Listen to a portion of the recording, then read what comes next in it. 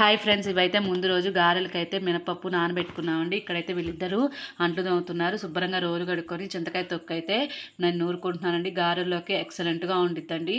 మనం తీసుకునే చింతకాయ తొక్కుకి తగ్గట్టుగా పచ్చిమిర్చి తీసుకొని కచ్చా పచ్చగా నూరుకోవాలండి. తర్వాత ఉల్లిపాయ ముక్కలు ఎక్కువ వేసుకుంటే బాగుంటాయండి. దీన్ని కూడా కచ్చా పచ్చగా నూరుకొని తర్వాత ఈ చింతకాయ పచ్చడిని దీన్ని కూడా కొద్దిగా ఒక చుక్క వాటర్, ఒక్క చుక్క పోసామన్నట్టుగా పోసుకొని మనమైతే నూరుకోవాలండి. పొయ్యకపోతే అది గట్టిగా ఉండి పిడసి కట్టినట్టు అనిపించింది. ఇట్లా పోస్తే కొద్దిగా జ్యూసీగా చింతకాయ పచ్చడి అనేది ఉండిద్ది. ఇది సంవత్సరం మొత్తం చింతకాయలు ఉప్పు పసుపు దానికి తగినంత నూరుకొని జాడీలో పెట్టుకొని ఎప్పుడు కావాలంటే అప్పుడు చేసుకుంటామండి. దాంట్లోకి అయితే పోపు అయితే పెట్టేసుకుంటున్నాను. చింతకాయ పచ్చట్లోకి పోపు అయితే పెట్టుకుంటున్నానండి.